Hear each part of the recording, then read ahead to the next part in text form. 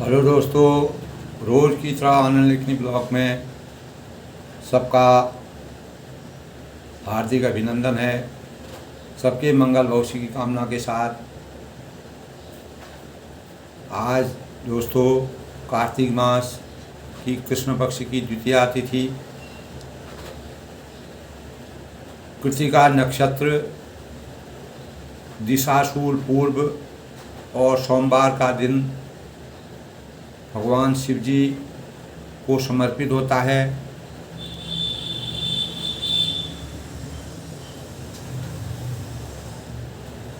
इससे पहले दोस्तों आश्विन मास में हमने देवी पूजन और 9 दिनों तक नवरात्रि का पूजन किया और जो हमारे जीवन में देवी के 9 अवतारों का स्वरूप था। और कार्तिक मास में दोस्तों हम तुलसी की पूजा करने का विधान है। तुलसी जो कि दोस्तों पवित्रता की प्रतीक हैं और यह हमारे जीवन में सकारात्मक ऊर्जा और पवित्रता की द्योतक मानी गई है। तो दोस्तों आज हम तुलसी के बारे में, कार्तिक मास में तुलसी का पूजन किया जाता है, तुलसी का विवाह किया जाता है। हमारी परंपरा है हिंदू संस्कृति के अनुसार। वैसे भी वैज्ञानिक दृष्टिकोण से भी देखा जाए दोस्तों, तुलसी का पौधा औषधियों से अनेक प्रकार के इसमें औषधि गुण होते हैं जो हमारे जीवन के लिए जन्म से लेके मृत्यु तक हमारे जीवन के लिए पवित्रता की सूचक मानी गई है। इसलिए दोस्तों तुलसी का पौधा हर घर में रोपण करना चाहिए, लगाना चाहिए। तुलसी एक औषधि पौधा होता है और जिसके अनेक स्वास्थ्य लाभ हैं दोस्तों। इससे बड़ी बड़ी बीमारियों को निजात मिल जाता है और अनेक बीमारियों का उपचार तुलसी के अंदर समाहित होता है। दैनिक जीवन में दोस्तों अगर हम रोज़ 2-3 पत्ते अगर तुलसी का रोज़ सेवन करें तो हमारे जीवन में जो छोटी छोटी बीमारियां जैसे ज्वर है, जुखाम है, मलेरिया, इस प्रकार की बीमारियां कभी से हम दूर रहते हैं। तुलसी में इस प्रकार के तत्व रहते हैं दोस्तों। टोटल एंटीबायोटिक होती है, यानी प्रतिरोधक क्षमता इसके अंदर होती है। एंटीबायोटिक जो यानी प्रतिरोध, किसी भी वायरस से लड़ने की इसमें क्षमता होती है। इस प्रकार वैज्ञानिक दृष्टिकोण से भी, आध्यात्मिक दृष्टिकोण से भी दोस्तों हमारे जीवन में तुलसी का बहुत महत्व है। तुलसी पवित्रता की और सुगंध की प्रतीक मानी गई है और अनेक रोगों से हमारे शरीर की रक्षा करती है। दोस्तों तुलसी भगवान, हमारे आध्यात्म के अनुसार तुलसी भगवान विष्णु को बहुत प्रिय थी और तुलसी से ही भगवान विष्णु ने अपनी शादी की थी, इस प्रकार का वृतांत मिलता है। और तुलसी को हरिप्रिया के नाम से भी पुकारा जाता है और लक्ष्मी की स्वरूप होती हैं। और सभी घरों में दोस्तों तुलसी का पूजन विधि विधान के साथ किया जाता है। तुलसी का धार्मिक महत्व के साथ दोस्तों औषधि गुण जैसे कि मैंने आपको बताया उसमें पूर्ण रूप से विद्यमान हैं। और तुलसी दोस्तों हम अपने घरों में तुलसी का पौधा हर घर में लगना चाहिए। यह जो है हमारे लिए सुख है, समृद्धि है, यश और वैभव और अनेक प्रकार के जो हमारे जीवन में कठिनाइयाँ आती हैं उनको भी दूर करने की द्योतक होती है। सबसे तुलसी दोस्तों सबसे अनेक 4-5 प्रकार की तुलसी होती है। श्यामा तुलसी होती है, रामा तुलसी होती है और भी तुलसियाँ जो कि तुलसी जो है हमारे जीवन में सकारात्मक लाभ की द्योतक है। तो जो रामा तुलसी होती है दोस्तों उसको सबसे उत्तम माना गया है और यह हमारे जीवन में ऊर्जा के साथ हमारी इम्यूनिटी को बढ़ाता है। और तुलसी का अर्घ दोस्तों रोज़ आप 2-2, 3-3, 5 बूंद कम से कम रोज़ अर्घ अगर तुलसी का लेंगे तो अनेक प्रकार के हमारे अंदर जिस प्रकार जो भी विकार होते हैं वह सब पूर्ण रूप से समाप्त हो जाते हैं। दोस्तों ये कोई ऐसी कहने की बात नहीं है, ये सत्य है। और तुलसी का अर्घ जो है हमारे जीवन में गुणात्मक फायदा उठाता है। ख़ास तौर से तुलसी की विशेषता मान्यता है कि दोस्तों तुलसी घर से हमारी नकारात्मक ऊर्जा को दूर करके सकारात्मक ऊर्जा का संचार करती है। और हर एक व्यक्ति को प्राणी मात्र को इसको इस्तेमाल करना चाहिए।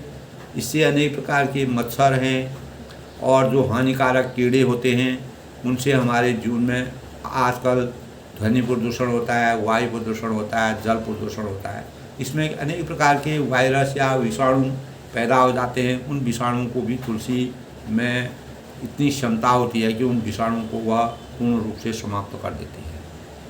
और तुलसी का पत्ते 2-3 पत्ते ज़्यादा नहीं तो दोस्तों 2-3 पत्ते का अगर आप रोज़ नियमित रूप में तो करेंगे तो ये हमारे लिए रामबाण का काम करती है।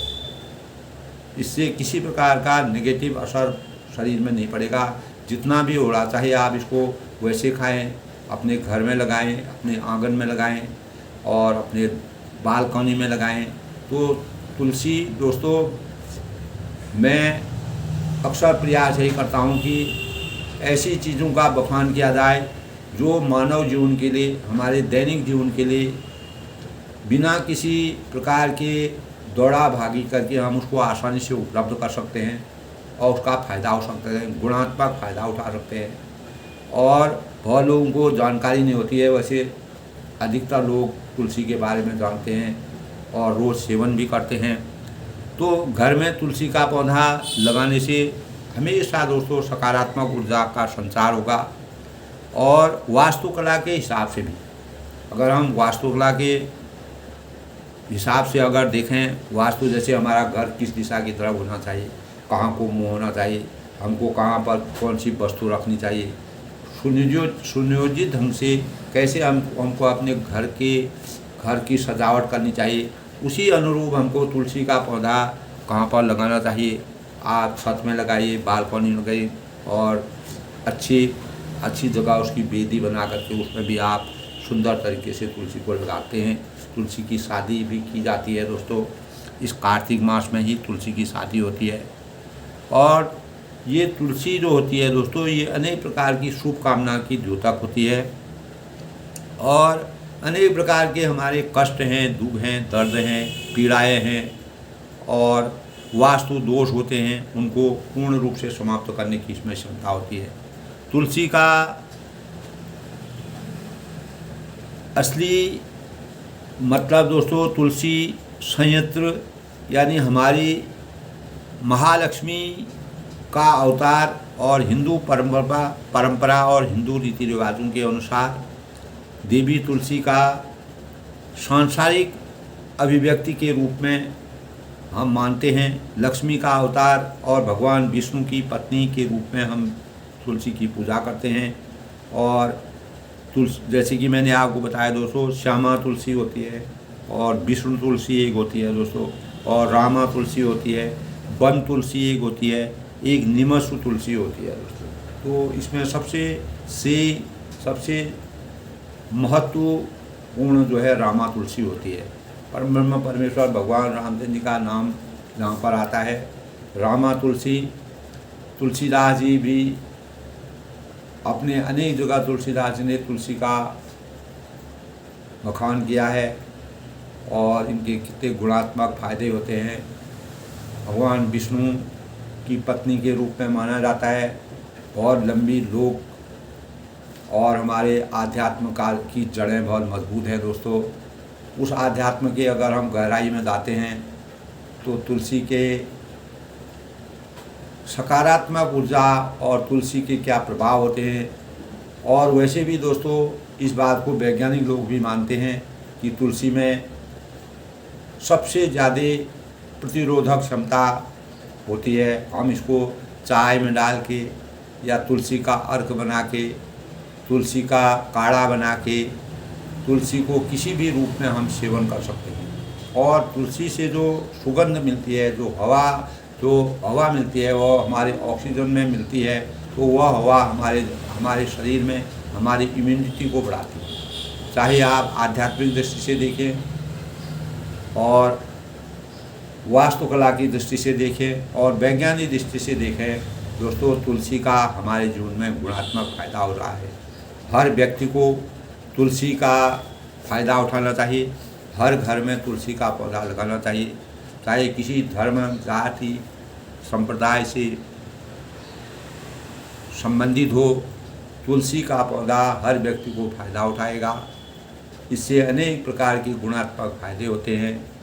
और जीवन में दोस्तों जो मानव जीवन के लिए कोई भी कल्याणकारी चीज़ होती है, अच्छी होती है, उसके बारे में प्रसार करना सबसे अच्छी बात है।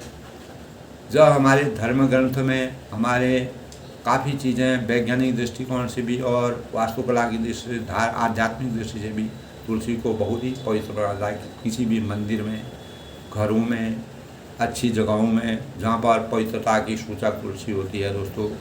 और सबसे बड़ी बात है दोस्तों, तुलसी को कभी रात को नहीं तोड़ना चाहिए। जब अंधेरा हो जाता है, सूरज जब ढल जाते हैं, तो उसके बाद तुलसी नहीं तोड़नी चाहिए। इस प्रकार का विधान भी बताते हैं। तो दोस्तों इस प्रकार मैंने आज सभी के तुलसी की महत्ता और तुलसी की उपयोगिता, तुलसी की विशेषता, तुलसी हमारे जीवन में किस प्रकार से गुणात्मक फ़ायदा उठाती है, तुलसी का सेवन करने से हमको कितने फ़ायदे होते हैं, विस्तार से जितना सूक्ष्म रूप से मैंने आपको अपने भावों से जितना मुझे ज्ञान था, अपने विचारों के अनुसार सबको बताया। और हर एक लोगों से मैं ये अपेक्षा करूँगा कि कम से कम अपने घर में एक तुलसी का पेड़ लगाइए और अपने जीवन को रोज़ उनका सेवन कीजिए। आप चाय में डालिए, उसका अर्क बनाइए। बाज़ार में भी दोस्तों तुलसी के अर्क मिलते हैं। अधिक से अधिक लोग सेवन करेंगे तो आपको आपका जो अंदर की जो प्रतिरोधक क्षमता होगी वह बढ़ेगी। तो ये आप नियमित जीवन में एक प्रकार का दैनिक अभ्यास करिए तो आपके जीवन में फ़ायदा होगा। अगर आप किसी प्रकार की गलत चीज़ें भी खाते हैं तो वह भी आपको आपकी जो नकारात्मक उससे पैदा ऊर्जा होगी वह सकारात्मक में परिवर्तित होगी। नकारात्मक ऊर्जा आपके शरीर में या आपके घर में नहीं रहेगी। तो दोस्तों रामचरितमानस में ही तुलसी का प्रकरण आज मेरे दिमाग में आया कि आज कार्तिक मास की द्वितीया तिथि है, तो मुझे कार्तिक मास में तुलसी का विवाह होता है। जब दीपावली का पूजन पूरा होता है, उसके बाद बड़ी एकादशी को तुलसी का विवाह किया जाता है, पूजा की जाती है और विष्णु भगवान से उनकी पूजा की जाती है। इस प्रकार का विधान हमारे उसमें मनाते हैं, हमारे आध्यात्म में है। दोस्तों आध्यात्म भी हमारे जीवन को सकारात्मक बनाने के लिए आध्यात्म की जो रूपरेखा है तो उसके अनुसार हमको चलना चाहिए। भगवान रामचंद्र जी जैसे कि दोस्तों कल के प्रकरण में भगवान रामचंद्र जी का अयोध्या का राज्य दशरथ जी भगवान राम जी को युवराज बनाना चाहते हैं और अनेक प्रकार की तैयारियां उसके हिसाब से हो रही हैं और पूरा अयोध्या जो है ध्वजा है, पताका है, तोरण है, कलश है, घोड़े, रथ, हाथी सब चीज़ों से सजाई जा रही है। और वशिष्ठ जी के वचनों को, जैसे कि राजा ने वशिष्ठ जी की आज्ञा लेकर के और सुमंत जो उनके मंत्री थे, पूरी प्रजा को रामचंद्र जी के युवराज बनने के लिए, राज्याभिषेक की तैयारी करने के लिए आज्ञा दी थी। और सभी लोग उसी कार्य को, सभी ने उन बातों को सिरोधार्य करके अपने अपने कार्यों में सब लोग संलग्न हो गए। इस प्रकार कल के प्रसंग में दोस्तों हमने यही प्रसंग पढ़ा था। तो इसी के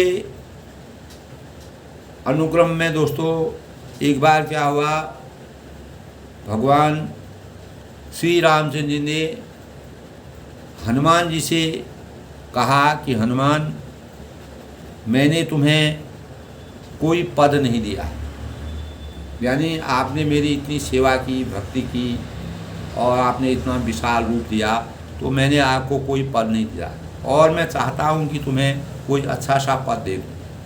जब उन्होंने कहा राज्याभिषेक हुआ, यानी उनके उसके बाद उनको जब वह वनवास चले गए तो उन्होंने सोचा कि मतलब कोई पद जो है, हनुमान जो है उनके सखा के रूप में भी थे, उनके दूत भी थे और वह उनको सबसे ज़्यादा प्रिय थे, क्योंकि सुग्रीव को तुम्हारे कारण, सुग्रीव को उन्होंने किष्किंधा का राज्य दिया था भगवान रामचंद्र जी, विभीषण को, रावण को का हनन करके, रावण का अंत करके लंका का पद विभीषण को दिया था। जो भी उनके मानने वाले मुख्य लोग थे, तो तुम्हारे कारण लंका का पद उनको मिला। मुझे तो तुम्हारी सहायता के कारण ही अयोध्या का पद मिला है, यानी अयोध्या का पद भी जो मुझे मिला है वह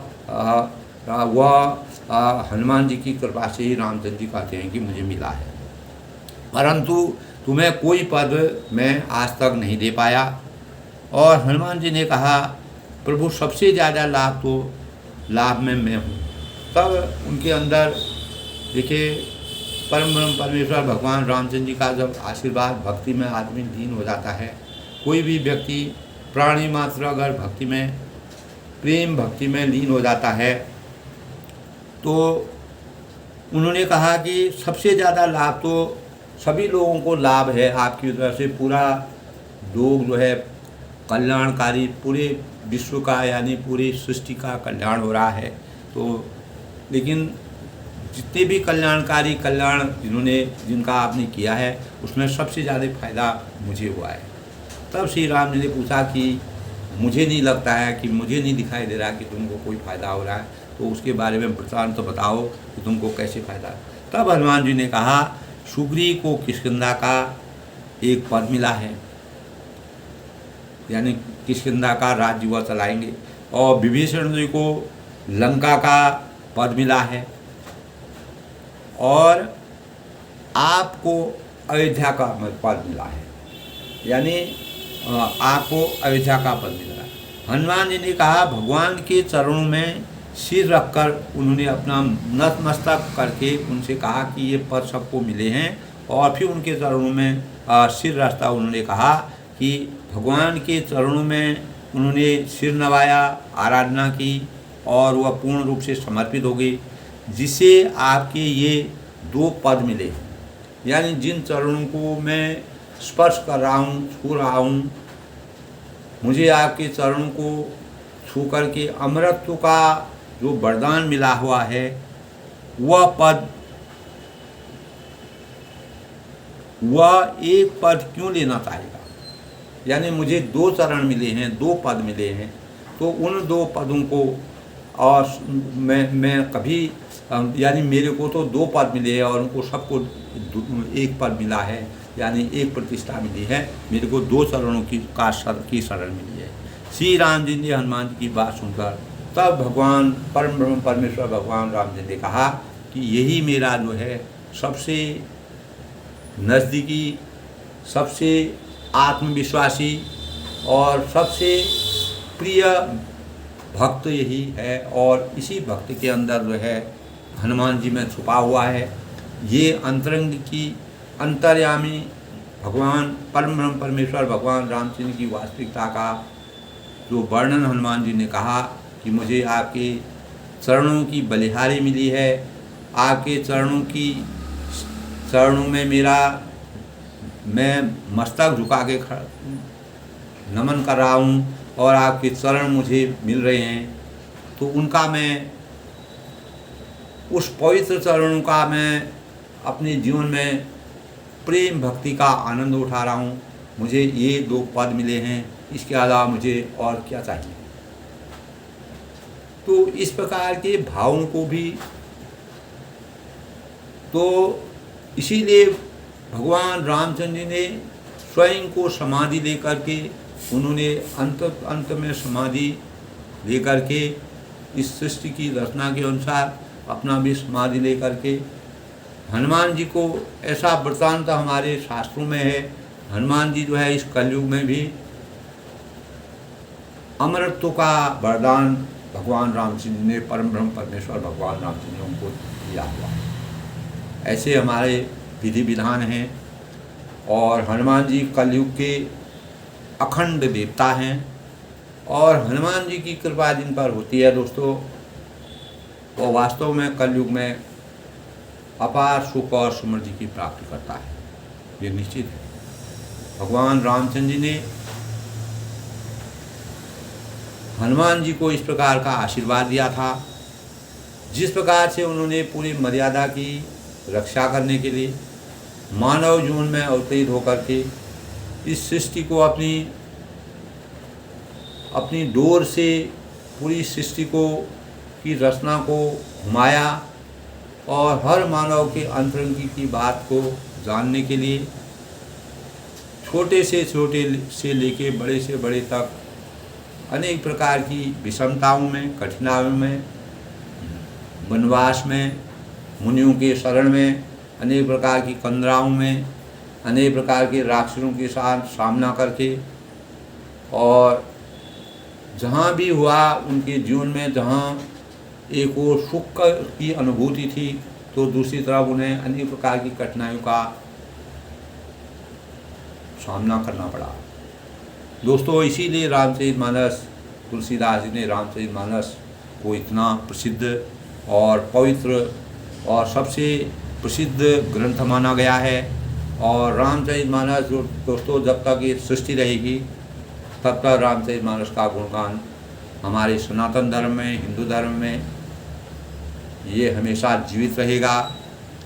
और इस प्रकार दोस्तों, आज के प्रसंग में जो मुनि से जही आय सदीना सो तही काज प्रथम जन्म कीना, विप्रसाद सुर पूजन राजा करत राम हित मंगल काजा। तब मुनीश्वर ने जिसको जिस काम के लिए आज्ञा दी थी और उसने वह काम पूर्ण रूप से किया। इतनी शीघ्रता से काम हो रहा था मानो पहले से ही, यानी सबने विचार रखा था कि ऐसा होगा करके। यानी राजा हैं, ब्राह्मण हैं, साधु हैं और देवताओं को पूज रहे हैं और श्री रामचंद्र के लिए सब मंगलकारी गुणगान गा रहे हैं। तो मंगल भवन अमंगलहारी उमा शहीद नहीं जबत बोला, दीन दयाल विश्वमारी हरोना सुंदर भाई। तो राज अभिषेक के लिए सब लोग उनकी तैयारी, सब लोग नतमस्तक होता हुए कृत संकल्प होकर के राज अभिषेक की तैयारी कर रहे हैं। सुनत राम अभिषेक सुहावा बाल सुहा, गहा गह अवध बधावा, राम सी तन सगुन जनाई फर कहीं मंगल अंग। तब श्री राम जी ने राजाभिषेक की सुहावनी खबर सुनते ही अवध भर में बड़ी धूम से बधावे बजने लगे, सुमंगल कार्य होने लगे। श्री राम जी और सीता जी के शरीर के शुभ शकुन को सबको सूचित अवगत करा दिया गया और उनके सुंदर महत्व और जो उनके सुंदर मंगल अंग जो थे वह फड़कने लगे। दोस्तों, जब कोई शुभ कार्य होने वाले होते हैं तो हमारे अंग जो है हमको संकेत देते हैं, एक प्रकार का इंट्यूशन होता है, जो कि इसी प्रकार के भाव रामचंद्र के ऊपर आ रहे। पुलह की प्रेम परस्पर कही हृदय आगुन सूचक ही, भये बहुत दिन अति अवशेषी अवशेरी सगुन प्रतीत भेद प्रिय केरी। यानी पुलकित होकर वे दोनों प्रेम सहित एक दूसरे से कहते हैं कि यह सब शगुन भरत के आने की सूचना दिखाई देने लगी। यानी जो शगुन हो रहे हैं, भरत जो है अपने ननिहाल में चले गए थे, तो ननिहाल से आने का उनका वह जो है अपने ननिहाल से आकर के उनको अच्छी चीज़, अच्छा उनके मन में अच्छे भाव आ रहे हैं, अच्छे विचार आ रहे हैं। इस प्रकार के उनके अंग से ऐसा प्रतीत हो रहा है। उनकी सीमा यानी बहुत दिन से हो गए हैं, बहुत ही अवसर आ रहा है, बार बार उनके मिलने की, यानी भरत जी से मिलने की उनको बार बार आकांक्षा है। और अनेक प्रकार से शकुनों के प्रिय भरत मिलने का, यानी भरत के आने का वह इंतज़ार कर रहे हैं, और वह इस प्रकार के शगुन वह मान रहे हैं। भरत सरिस प्रिय जो जग माही, यही शगुन फल दूसर नाही। राम ही बंधु सोच दिन राति, अंडन ही कमठ हृदय जही बाती। यानी और भरत के समान जगत में, इस संसार में भरत के समान हमें कौन प्यारा है। यानी रामचंद्र जी को भरत, चारों भाइयों में भरत सबसे ज़्यादा प्रिय थे। शगुन का बस यही फल है, दूसरा नहीं। यानी ये जो शुभ अंग मेरे फड़क रहे हैं, इसका कारण है कि भरत जी आ रहे हैं। श्री राम जी को अपने भाई भरत पर दिन रात ऐसा सोच रहता था कि जैसा कछुए का हृदय अंडों में रहता है। कछुआ हर समय अपने अंडों को देखता रहता है, उसका इंतज़ार करता रहता है, कहीं ये इधर उधर न जाए कोई ऐसा, तो उसका इंतज़ार करते रहते हैं, कोई इनको कोई हानि न पहुँचाए। इस प्रकार से परमेश्वर भगवान राम जी को, क्योंकि भरत के माध्यम से ही भगवान रामचंद्र जी ने इस मर्यादा की रचना को आगे बढ़ाया, और सृष्टि में हर मानव के ऊपर भाई, सहोदर भाई और भाइयों का जो प्रेम होता है, उस प्रेम की पवित्रता को अखंडता के रूप में परिवर्तित करने के भाव भरत जी ने इस सृष्टि में अंकित की।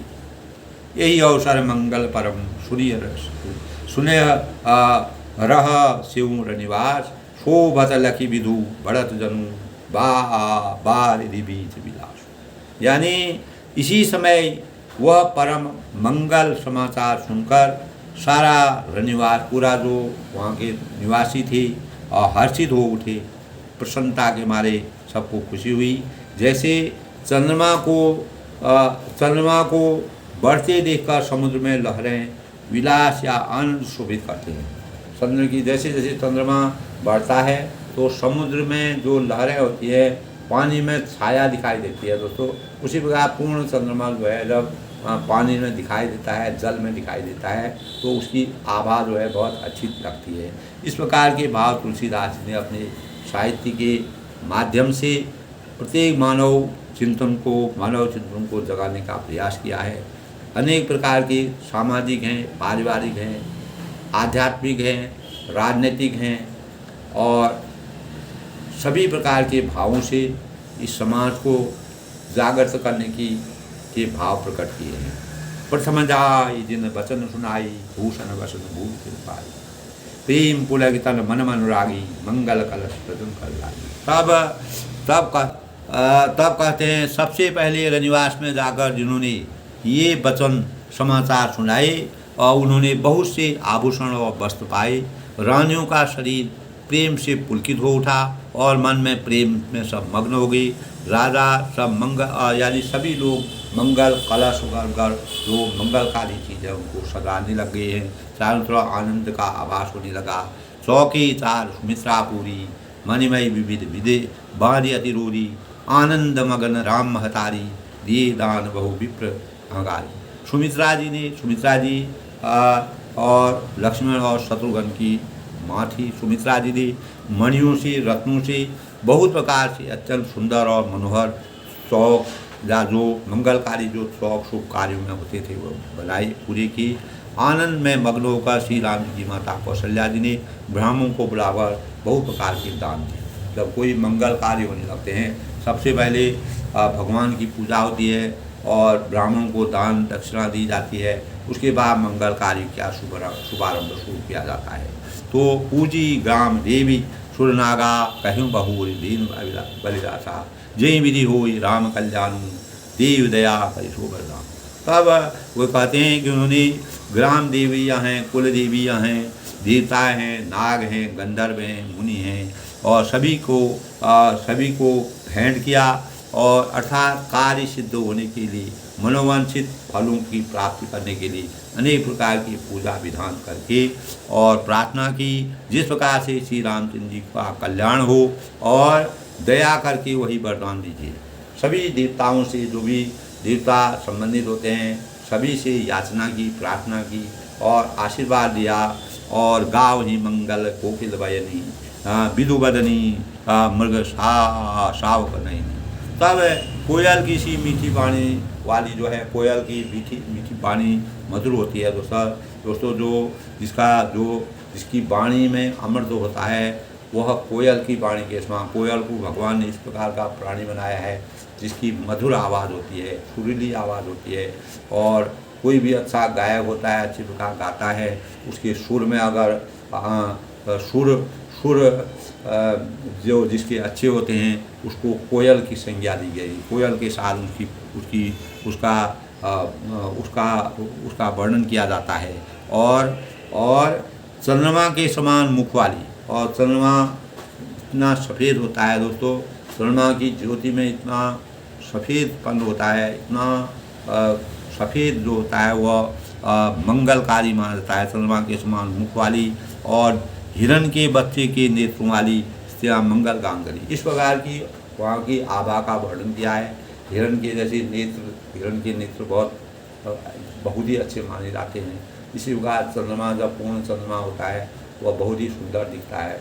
और कोयल की जैसी मीठी वाणी जो है, जो मन को हृदय में आनंद की अनुभूति पैदा कर देते हैं, वैसे भाव जो है वहाँ पैदा हो रहे हैं। राम काज अभिषेक सुनी ही श्री नर नारी, तब लगी मुरा सुमंगल सरनो सविधि अनुकूल विचार।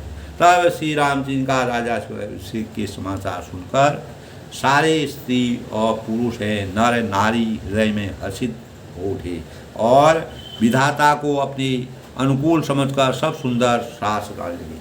परम ब्रह्म परमेश्वर भगवान राम जी का स्वयंवर यानी वह राज्याभिषेक हो रहा है, तो ऐसे मंगल अवसर पर सब लोग प्रसन्नता का आभास करके अपने मन को आनंदित कर रहे हैं। तव नर नाव वशिष्ठ बुलाई, राम नाम दीन बढ़ाई, गुरु आगमन सुन रघुनाथा, द्वार आए पद नारी माथा।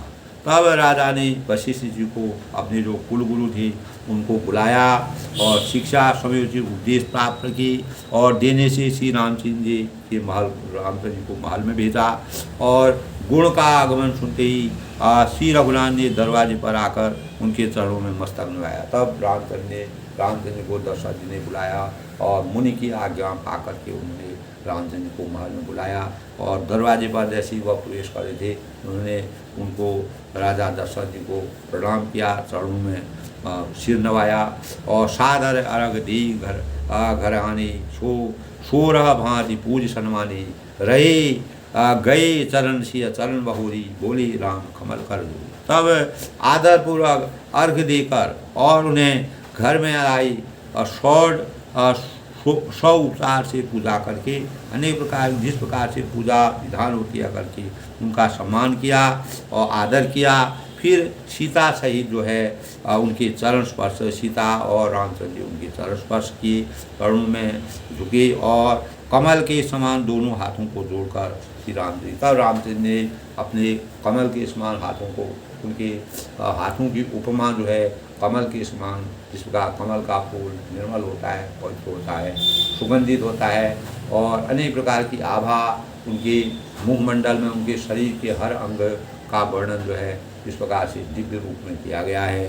तो सेवक सदन स्वामी आगमन, तब वो कहते हैं मंगल मूल अमंगल तम तदपि उचित जन बेल प्रवृत्ति पठे काल नाथ। तो यद्यपि सेवक के घर स्वामी का पधारना मंगलों का मूल और अमंगलों का नाश करने वाला होता है। जब यद्यपि सेवक के घर में अगर स्वामी का पधारना होता है, कोई भी सेवक होता है, सेवा भाव करता है, अगर उनके वहाँ शिष्य के घर में अगर गुरु चले जाते हैं तो वह मंगलों का मूल माने जाते हैं, मंगलों का मूल माना जाता है और अमंगलों का नाश करने वाले माने जाते हैं, शुभ माना जाता है। और तथा भीनाथ उचित तो यही था कि प्रेम प्रहलाद दास को भी कार्य के लिए बुला भेजते, ऐसी ही नीति है। यानी उन्होंने कहा कि मेरे मन में खुशी तब होती है जब प्रेम प्रहलाद दास को भी कार्य में बुला भेजते, ऐसी मेरी मन की इच्छा है, ये रामचंद्र ने कहा। पूर्वता तज प्रभु केंद्र स्नेह भय पुनि आयुषो हो इसो करो गोसाई सेवक लाए स्वामी सिपाही। तब प्रभु आपने प्रभुता छोड़कर स्वयं यहाँ पधार कर जो स्नेह किया उससे आज वह घर पवित्र हो गया है। और हे गोसाई जो आज्ञा हो मैं वहीं करूँ, यानी स्वामी की सेवा ही सेवक का लाभ होता है। यानी जब स्वामी होते हैं, गुरु की अगर सेवा करते हैं, वह शिष्य जो होता है वह हमेशा के लिए गुरु की सेवा को सिरोधार्य करके अपने को मनोवांछित फलों की प्राप्ति करता है। गुरु का आशीर्वाद सानिध्य में रहने पर गुरु का आशीर्वाद मिलता है। जिस प्रकार जो दास होता है वह स्वामी का अगर सेवा करता है तो उसको भी अनेक प्रकार के मंगल जीवन उसका हो जाता है, आनंदमय जीवन हो जाता है। सुनी सनी सानी बचनों मुनि रघुबर प्रशंसा राम कृष्ण तुम कहो अस हंस वंश औतंस, यानी औतंस यानी श्री राम जी के प्रेम से सने हुए वचनों को सुनकर मर्यादा पुरुषोत्तम भगवान रामचंद्र जी की इस प्रकार की प्रेम से सने हुए प्रेम के भावों में रचे हुए भावों को सुनकर मुनि वशिष्ठ जी ने रघुनाथ जी की प्रशंसा करते हुए कहा कि हे राम, भला आप ऐसा क्यों कहें, आप सूर्यवंश के भूषण हो। यानी सूर्यवंश की यही मर्यादा है। अपनी मर्यादा के अनुसार जो हमारी परंपरा है, जो हमारी रीति रिवाज है, जो हमारे संस्कार हैं, उन संस्कारों का रामचंद्र के चरित्र में पूर्ण रूप से उनके संस्कारों में उस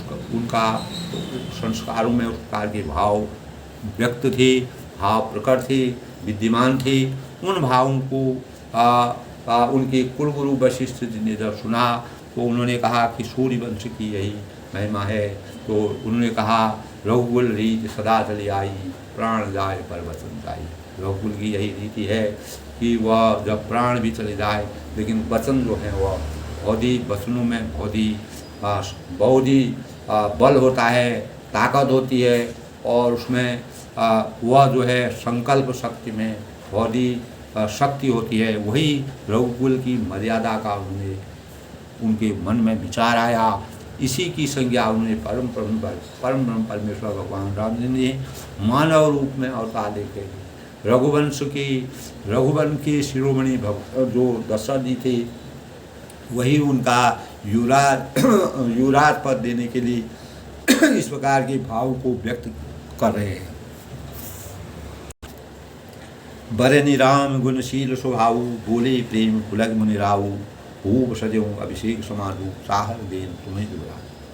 तब श्री राम जी ने गुणशील और स्वभाव का बखान कर तब वशिष्ठ मुनि जी ने रामचंद्र के गुणों का, उनके शील स्वभाव का और स्वभाव और उनका वर्णन करके हुए मुनिराज ने प्रेम पुलकित होकर रामचंद्र जी राजा दशरथ जी की राजा की तैयारी की है, वे आपको युवराज पद देना चाहते हैं। तब उन्होंने कहा कि दशरथ जी आपको युवराज पद देना चाहते हैं और उसके लिए आप सुयोग्य हैं, आप उस योग्य हैं, इसलिए जो है आप उसके अधिकारी हैं। राम कहूँ सब संजम आजू, जो विधि कुशल निभाहु काजू, गुरु सिख देव राय बही गयो, राम हृदय अस विस्मय भयो। यानी इसीलिए ही राम जी आज आप उपवास हवन और विधिपूर्वक सब संयम कीजिए। यानी जब युवराज पद दिया जाता है दोस्तों, तो उस दिन कोई भी हम संस्कार करते हैं, ये भी एक प्रकार का संस्कार होता है, बहुत ही बड़ा संस्कार होता है। तो सांस्कारिक कार्य को करने के लिए हमारी मर्यादा के अनुसार होता है। तो हमको भगवान की आराधना करने के लिए अनेक प्रकार के अपने संस्कारों को जगाने के लिए और उपवास करना पड़ता है। और उपवास में हवन विधि से सभी भगवानों का नाम लेकर के हवन करना चाहिए। और पवित्रता का सूचक होता है। सब संयम नियम करके यह कार्य में आपको संलग्न होना पड़ेगा, जिससे विधाता कुशल पूरा इस काम को संपूर्ण कर दे, निभा दे और सफल कर दे। गुरु जी की शिक्षा देकर राजा दशरथ जी के पास चले गए और श्री राम जी के हृदय में यह सुनकर इस बात का खेद हुआ। अब राम जी को किस बात का खेद हुआ दोस्तों? जन्मे एक संग सब भाई, भोजन शयन खेल लर गाई, करण बोधि उपवीत विहावा, संग संग सब भई उसावा। यानी हम सब भाई, तब रामचंद्र जी के मन में इस बात को लेकर के खेद हुआ कि जन्मे एक संग सब भाई, हम सब भाई एक साथ ही जन्म लिया है हमने, कोई आगे पीछे जन्म नहीं लिया है। यानी एक साथ हम जन्मे हैं। जैसे जुड़वा होते हैं दोस्तों, वह एक ही साथ में जन्म होते हैं, 1 आध घंटे का अंतर होता है और कुछ नहीं। तो उसी प्रकार वह लोगों का भी जन्म जो है सब एक साथ हुआ था। और खाना है, सोना है, अपना बालपन है, सभी क्रियाएं जो नैतिक क्रियाएं होती हैं, दैनिक क्रियाएं होती हैं, हमने जो गुरुकुल में पढ़ाई करी, जो भी चीज़ हमने अपने जीवन में किया वो सब एक साथ किया। और खेले हैं, कूदे हैं, और जो भी कान का हमारा छेदन हुआ, कर्ण वेद जिसको कहते हैं, यज्ञोपवीत हमारा हुआ, जनेऊ जिसको कहते हैं, या सेक्रेट थ्रेड कहा जाता है दोस्तों जनेऊ को इंग्लिश में जो है, तो उसको भी, और विवाह आदि उत्सव सब साथ साथ ही यानी साथ साथ ही हमारे हुए हैं। यानी विवाह भी एक साथ हुआ, सब एक साथ हुआ। और ये बात मेरे मन में नहीं आई कि सब अगर एक साथ हुआ तो अब उनके वचन सुनिए, वह क्या कहते हैं दोस्तों? विमल वंश या अनुचित एकू, विमल वंश या अनुचित एकू, बंधु विवाह बढ़ियों अभिषेक हो, प्रभु सप्रेम पछतान सुहाई, हरे भगत मन में कुटिलाई।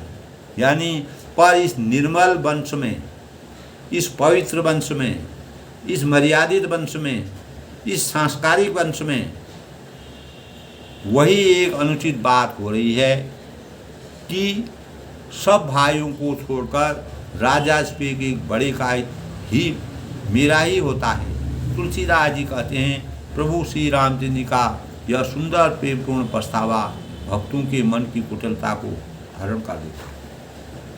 तो अनेक प्रकार की जो भक्तों के मन की कुटिलता को हरण कर देता है, यानी जो कुटिलता है उसको पूर्ण रूप से हरण कर देता है। भगवान रामचंद्र जी को अपने भाई के प्रति इतना स्नेह है।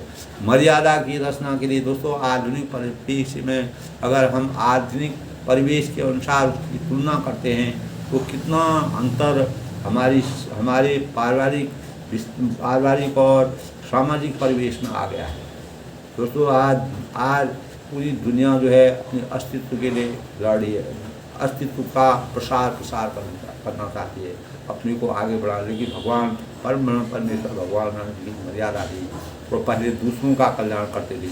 भगवान इस संसार में तभी जन्म लेते हैं, बड़े लोग इस संसार में तब जन्म लेते हैं, वह अपने को नहीं देख करके दूसरों के प्रति ज़्यादा समर्पित रहते हैं। यही बड़े लोगों का कार्य होता है, यही बड़प्पन का सबसे बड़ा गुण है और यही बड़प्पन की सबसे बड़ी विशेषता है। तब वह कहते हैं कि ये अन्याय मुझे लग रहा है, ये बात मुझे समझ में नहीं आ रही। जब सब कुछ एक साथ हुआ, एक साथ जन्म लिया, एक साथ खेला, एक साथ शिक्षा ली, सब कुछ हमने एक साथ किया, धनुर्विद्या हमने एक साथ की, सब कुछ किया, लेकिन जो मेरा विवाह मुझे अगर युवराज पद मिल रहा है, ये मुझे समीचीन नहीं लग रहा है, सही नहीं लग रहा है कि अवसर आए लखनऊ मगन प्रेम आनंद, सन्माने प्रिय वचन कही रघुकुल की सब। उसी समय प्रेम और अन्न में मग्न लक्ष्मण जी वहाँ पर आए और रघुकुल रूपी कुमुद के खिलने वाले चंद्रमा श्री राम जी के प्रिय वचन कहकर उनका सम्मान किया। तब उन्होंने लक्ष्मण जी ने भी अपनी बातें वहाँ पर करके उनका सम्मान आदर किया। बाद नहीं विविध विधाना पूर्व मोद नहीं दाय बखाना, भर रागवन सकल बनावी आयु भी नहीं भगवाई। तब बहुत प्रकार से बाजी बजी और नगर में ऐसे आनंद का वर्णन नहीं किया सकता है।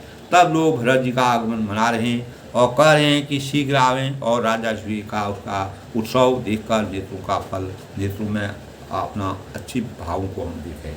हाट बाट घर गली अथाई, कहीं परस्पर लोग लगाई, काल लगन भल के दीवारा पूजे मेरी उल्लास विधार।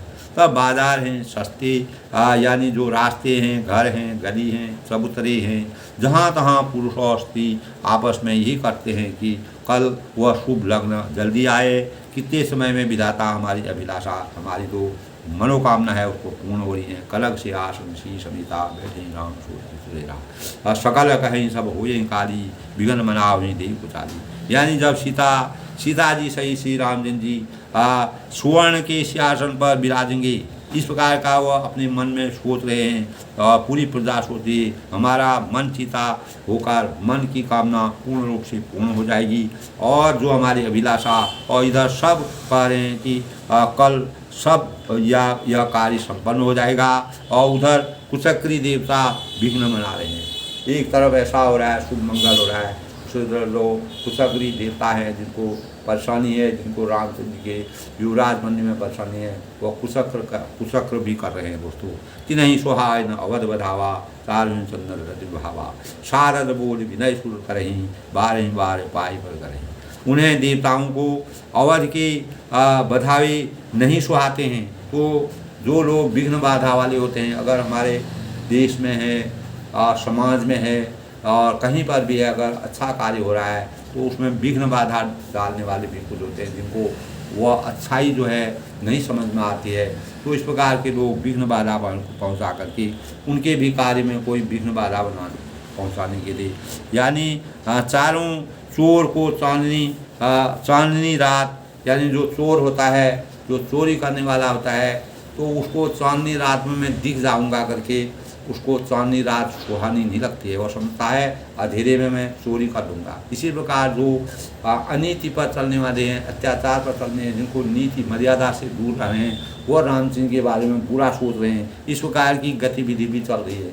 ये दोस्तों पारिवारिक और सामाजिक राजनीतिक गुण होते हैं। तुलसीदास ने अनेक भावों से इस रामचरितमानस की रचना की है, और सरस्वती जी को बुलाकर देवता विनय कर रहे हैं कि बार बार उनके पैरों को पकड़कर तब सरस्वती, तो मैंने बताया दोस्तों, सरस्वती भंडार की यही अपूर्व बात, यूं खर्चे क्यों बड़े दिन खर्चे कर रहा है।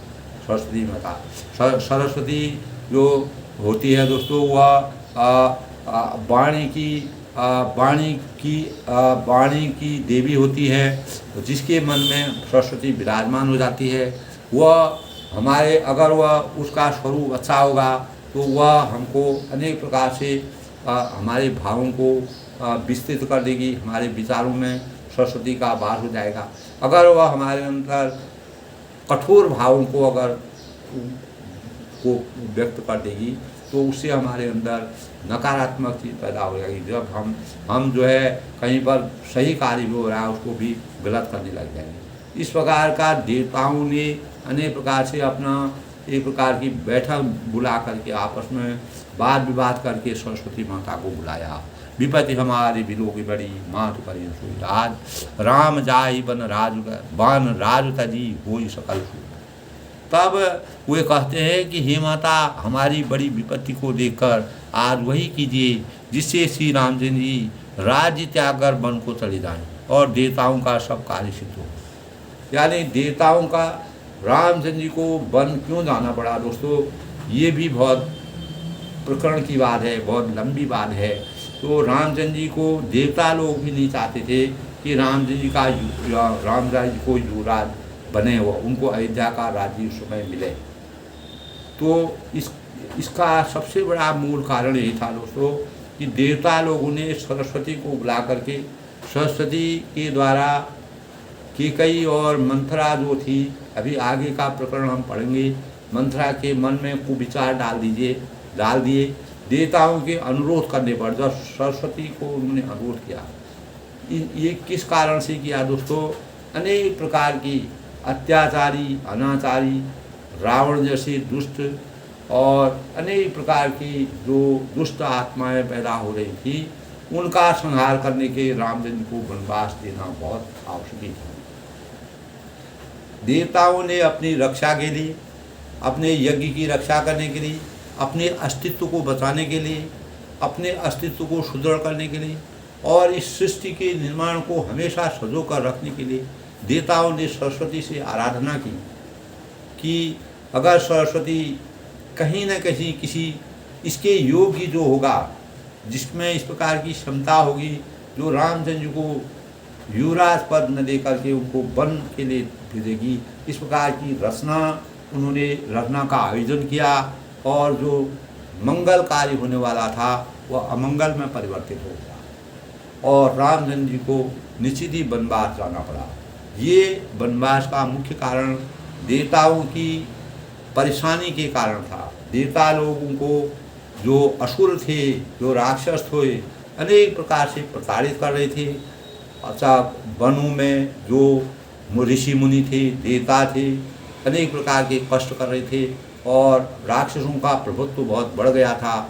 जिस प्रकार कृष्ण भगवान ने अनेक प्रकार के धर्म की रचना के लिए इस संसार में जन्म लिया और अनेक प्रकार के अन्याय और अधर्म को का अंत करने के लिए, धर्म की स्थापना करने के लिए मानव रूप में अवतरित होकर के द्वापर युग में जन्म लिया। उसी प्रकार परम परमेश्वर मर्यादा पुरुषोत्तम भगवान रामचंद्र जी ने इस प्रकार से अपना दशरथ जी के वहाँ दिया। तब रामचंद्र जी को पहले ही मालूम हो गया था, तभी उन्होंने कहा कि हमारा जन्म, चारों भाइयों का जन्म जब एक साथ हुआ है, हमारा सब कार्य एक साथ हुआ है, तो हमारा युवराज पद केवल मुझे ही क्यों मिले, इसके तो उत्तराधिकारी सभी लोग हैं।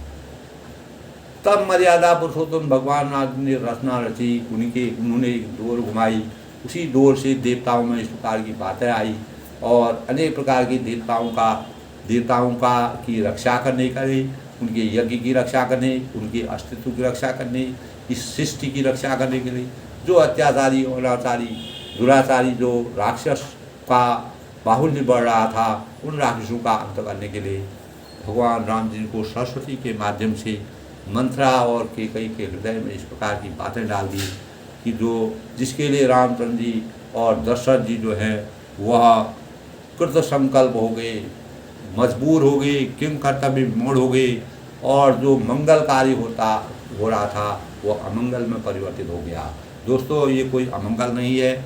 भगवान रामचंद्र जी इस मर्यादा की रक्षा करने के लिए, इस सृष्टि की रक्षा करने के लिए अनेक प्रकार से उन्होंने मानव जीवन में इसीलिए जन्म लिया और जन्म लेके इतने जब अत्याचार, अनाचार इस संसार में, इस सृष्टि में सीमा से असीमित हो जाता है, बढ़ जाता है, तब भगवान उदय होते हैं, वह अपना अवतार लेते हैं।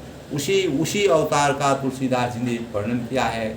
आज के प्रसंग में दोस्तों, रामचंद्र जी के भाव अपने भाइयों के प्रति और माँ सरस्वती का जो सरस्वती की उपासना देवता लोग कर रहे हैं, क्यों कर रहे हैं वह भी मैंने आपको विस्तार से बताया। आगे का वर्णन दोस्तों कल के प्रसंग में। इसी प्रकार हम रामचरितमानस के गुणगान गाते रहें, आनंद लेते रहें, अपने हृदय में भक्ति के भाव संचारित करते रहें, भक्ति के भावों का संचार करते रहें और राम भक्ति में लीन हो जाएं। निश्चित ही दोस्तों, इस सृष्टि का, इस जग में, संसार में जब तक हमारा जीवन है, हम परम ब्रह्म परमेश्वर भगवान राम जी का हमारे पर आशीर्वाद मिले रहे और ऐसे भावों से, इस प्रकार की मर्यादा से, इस प्रकार के संस्कारों से, जो कि जिस प्रकार के संस्कार मर्यादा पुरुषोत्तम भगवान राम जी ने सृष्टि को दिए, वही संस्कार हमारे जीवन में भी आने चाहिए। इसके लिए हमें परम ब्रह्म परमेश्वर भगवान राम जी से प्रेरणा लेनी चाहिए और उनको नमन करना चाहिए, उनके आशीर्वाद को लेना चाहिए और उनका गुणगान करना चाहिए और अपने विचारों को, अपनी सोच को, अपने भावों को बदल करके नैतिकता के भावों का संचार कर और इस संसार में लोक कल्याणकारी कार्य करने के लिए हमेशा तत्पर रहना चाहिए। यही भाव रामचरितमानस में तुलसीदास ने बड़े विस्तार के साथ प्रस्तुत किए हैं। दोस्तों, बड़ों को मेरा नमस्कार, अपनी वाणी को विराम देते हुए बड़ों को मेरा नमस्कार, छोटों को मेरा आशीर्वाद। आज के प्रकरण में दोस्तों, जैसे कि मैंने तुलसी के बारे में बताया, तुलसी का क्या महत्व है तुलसी से हमारे जीवन में इस प्रकार के गुणात्मक फायदे होते हैं। और रामचंद्र के चरित्र किस प्रकार का, भाइयों के प्रति जो उनका सम्मान था, आदर था, स्नेह था, उसको कैसे प्रदर्शित किया। देवताओं की रक्षा करने के लिए, देवताओं ने अपनी रक्षा करने के लिए, इस सृष्टि की रचना को आगे बढ़ाने के लिए, अनेक प्रकार के राक्षसों से बचने के लिए, उनके अनाचार अत्याचार को हमेशा के लिए ख़त्म करने के लिए रामचंद्र जी को वनवास देने की युक्ति को, की मर्यादा को बनाया। और कैकेयी और भरत जी की माता कैकेयी और मंथरा जो उनकी दासी थी, तो दासी के द्वारा उनको वनवास देने का ये विचार प्रस्तुत किए। इस प्रकार के भावों से मर्यादा पुरुषोत्तम भगवान रामचंद्र जी मानव प्रेरणा को जागृत किया है, मानव के अंतःकरण को जागृत किया है कि हमारे अंदर अपने लिए मनुष्य, अपने लिए नहीं, लोक कल्याण के लिए भगवान रामचंद्र ने जिस प्रकार से जन्म लिया, इस संसार, इस सृष्टि को बचाए रखा, इस सृष्टि को हमेशा सजो कर रखने का प्रयास किया। तुलसीदास ने इस प्रकार की साहित्य की रचना की, उसकी प्रेरणा से हमें अपने जीवन को भी इसी प्रकार सार्थक बनाना चाहिए। सबके मंगल बहुत सी कामना के साथ आज के प्रसंग में बस इतना। कल फिर मिलते हैं। सब लोग खुश रहें, प्रसन्न रहें, सबका जीवन हमेशा मर्यादा पुरुषोत्तम भगवान राम जी का आशीर्वाद सभी का बना रहे। सबको मिला।